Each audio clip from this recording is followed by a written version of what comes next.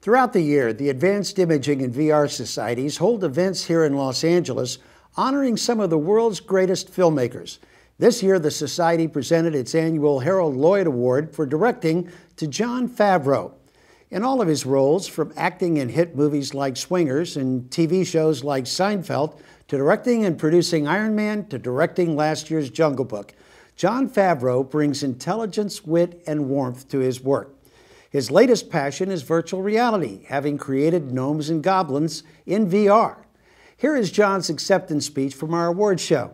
We hope you find it as valuable as we did. Thank you for the award, the AIS. It is lovely. I've been listening to all the speeches tonight, and I think it's important that we kind of pay attention to this moment right here, because if you come back again in a year, things are going to be different, and they were different last year. I think we have to really take stock in where we are and where we find ourselves. One of the most cogent things that was pointed out tonight was the group of people that are here, or the two groups of people. You have people from the world of storytelling and people from the world of technology. And that marriage has always been an extremely strong marriage. And we're all kind of bumping around here, not quite understanding fully what we're doing and what this evening is, because it's such a strange array of awards to be given out. And I've played with all those technologies, and they all have something in common, that other than the people in this room, it's kind of hard to explain what they all are and what the value is. But we see flashes of it. That's what pulls us all together here. We see moments, flashes of potential and greatness. And it's almost like looking back to this period. It's like the early days of the flying machines with all those black and white photos. Everybody's laughing at half the planes are crashing and they're flapping wings. But then the Wright brothers take off for a couple hundred feet and something clicks. Now, most people can't see the potential in that moment, but a lot of people could. And the people who build upon those little successes are able to drive technologies into ways that impact people's lives in ways they really don't understand could happen. I think that goes for the work we've seen tonight. I think we're entering into a period of faith with a lot of these technologies, because most of them aren't the shiny new toy anymore. A year ago, some of them were just on the horizon, and everybody sort of gathered around to see what they were. And then the looky-loos kind of went and are chasing the next shiny new toy, trying to figure out what the next thing is, or the best way to make a quick buck in tech.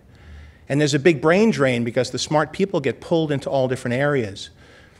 But the people who are here and working on this stuff see a potential and find a way to express a vision, because they know that science and technology is a stream that only goes in one direction. And it's hard to time things, and there was talk about being ahead of the curve or after the curve. But the fact is, we've all had moments, like with VR, if you've experienced presence, if you've seen the right experience at the right moment, you felt something you haven't felt in any other medium. And I know things like extended dynamic range and 3D. Those are things that some people think they like. They don't know. They don't fully understand what it is. But when you do it right, when James Cameron showed me Avatar, and when I say showed me, I was in a movie theater, but I felt like he was showing it to me. I felt something special. And when I saw Star Wars as a kid and saw motion control, cameras, I didn't know what it was. All I knew is I was getting a transcendent storytelling experience. And remember, storytelling, that's the killer app here, right?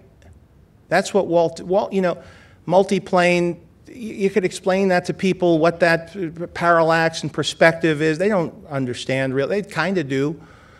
But when people lined up and saw Snow White and they were transported, and they cried watching dwarves mourning a princess, that was something new, a full-length feature. People didn't know whether it was going to work or not. So all of these things are, when it's happening, it's not obvious.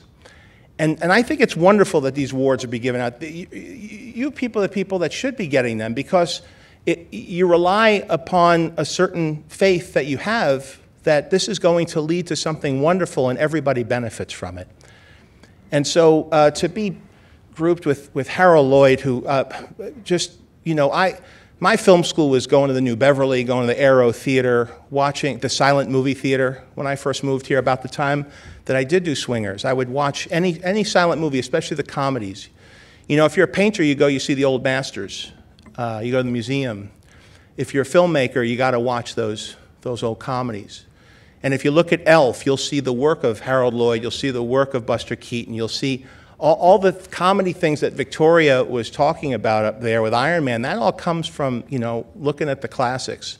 And so as people who are involved with storytelling and technology, we have to look backwards, but remember that the people back then were looking forwards. These were all people working with the cutting edge of technology.